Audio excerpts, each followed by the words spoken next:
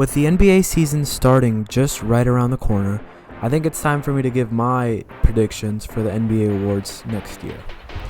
Alright, so I'm going to start off with my choice for MVP, Luka Doncic. Coming off a season where he averaged 28.4 points, 9.1 rebounds, 8.7 assists, on pretty good efficiency, I think it's finally Luka's year to step up and become the MVP. I thought maybe last year it was going to be his year, but unfortunately for him, Nikola Jokic kind of outplayed him during the regular season. And honestly, I wasn't too upset about that. I think Nikola Jokic played perfectly, but I think it's finally Luka's year to shine and show everyone that he is the MVP and probably the MVP for many years to come of this league. And so I have high hopes for him, and I believe that he's going to do great next year. And my runner-up for the MVP is going to have to be Giannis. I think he's one of those guys who's always going to be in the top 3 running for MVP every year as long as his team does well. I think he's going to continue to put up those great numbers as well as play some great defense and continue to be in that conversation every single year. Now, moving on to Defensive Player of the Year. Again, I'm kind of going to stick on that Giannis train. Coming off a year where he averaged just shy of 30 points, 11.6 rebounds, 5.4 assists, 1.1 steals, and 1.4 blocks. I think he's kind of, again, in that conversation for Defensive Player of the Year every single year, and I think that this next year he is going to achieve it. I think there was a bit of voter fatigue with Giannis over the last few years where it seems like he's been winning a lot of the very important awards, and of course well-deserving, but that doesn't mean that there isn't such a thing as voter fatigue in the league. And I think Giannis falls victim to that every single year. But I think, again, we're going to see him have a dominant year, and we're going to have no choice but to vote Giannis in for Defensive Player of the Year. Now, his runner-up for that position, or for that award, is going to be Bam. He's a guy who can do a lot of things, or can do things that not a lot of people can do.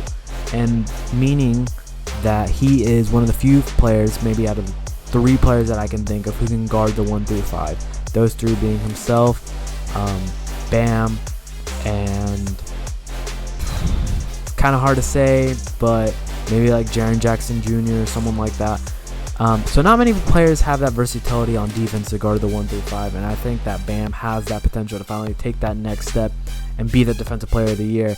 Again, he's going to be one of those guys who's always in the running for it alongside Rudy Gobert, but I think for this year, we're going to leave it at Giannis. And for my Rookie of the Year, and this was kind of tough because there's a lot of guys that I feel like could be in the running for it and could very well achieve Rookie of the Year next year, but I think my pick as of right now is going to be Keegan Murray.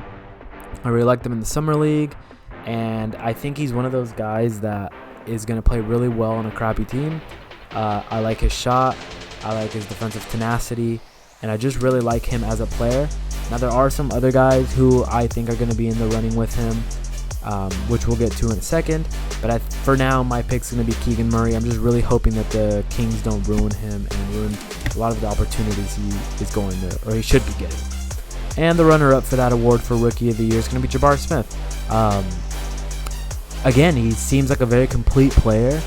He is someone who I've been watching a little bit during preseason, and he's looked very good, averaging about 20 points, getting rebounds, getting assists, and I just feel like he's going to be a really good fit on the Rockets. I think the giving away of Christian Wood is really going to open a lot of doors for Jabari Smith, and it's going to allow him to play extremely well in that role and may even be the guy next year for them, or at least someone who they needed to play alongside Jalen Green to kind of play off of each other.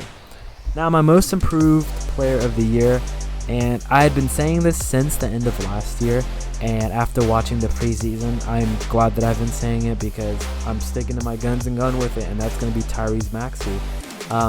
A guy who just last year came off of 17.5 points, 3.2 rebounds, 4.3 assists on really good efficiency, and he looked really great all year, even alongside James Harden.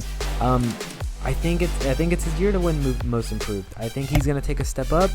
I would really like to see him maybe average that like 23, 24 points per game, and maybe get his rebounds to stay the same and get his assists up to about 5 or 6.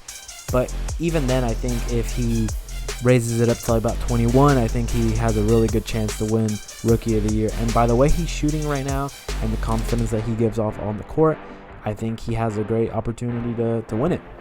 And his runner-up, in my opinion, is going to be RJ Barrett. I think he's a guy that has taken a step forward every single year, and this is finally his year to prove that he can be that most improved player and he can be that guy this year. I know he's going to get a lot of the ball taken away from him playing with Jalen Brunson now, but I think that something that Jalen Brunson brings to the table is some playmaking, and RJ Barrett can really succeed off of that and feed off of that. And so I have really high hopes for a good season for RJ Barrett next year. Now, my sixth man of the year is going to have to go to Jordan Poole, someone who lost last year in a very close race. Some would say that he deserved it over Tyler Hero, but I don't think so. I think Tyler Hero played just a little bit better. Jordan Poole coming off of a season where he averaged 18.5 points, 3.4 rebounds, and 4 assists, shooting on 44, 36, and 93 splits. I think he's someone who is going to take that next step forward again, and he's someone that moving forward could be a guy who does 50, 40, 90 club, and I think this year might be his year where he steps up. I know there's been some drama with Draymond Green, but I think that's going to raise his tenacity and force him to play better, and maybe even force him to play better to force Draymond Green out of the Warriors. Who knows? I'm not too sure. Maybe that's a lot of speculation, but I just think he's a guy. And his runner-up would have to be, again, Tyler Hero. As long as he plays that six-man role, he's always going to be in the running for it. I mean, averaging 20 points is nothing to bat your eye at, and I think that he's always going to be in the running for it. Like, a lot of these guys are just going to constantly be in the running for it, but I think he's going to be the runner-up.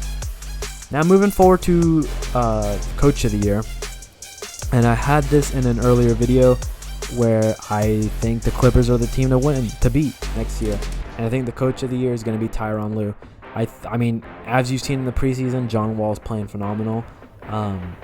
With the return of Kawhi and Paul George getting back on his feet, I think they're the team to beat, and I think Tyronn Lue is going to have a very successful regular season, and it's going to earn him that Coach of the Year.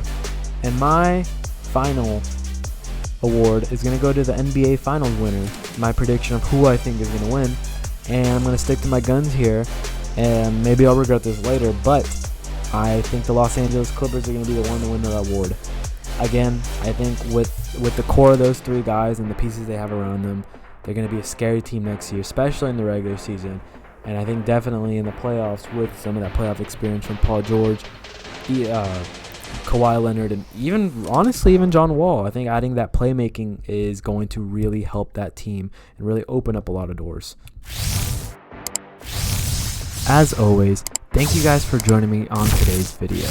Let me know down below who you think is going to win each individual NBA award next year. I'd love to hear what you guys have to say, and as always, you guys take care.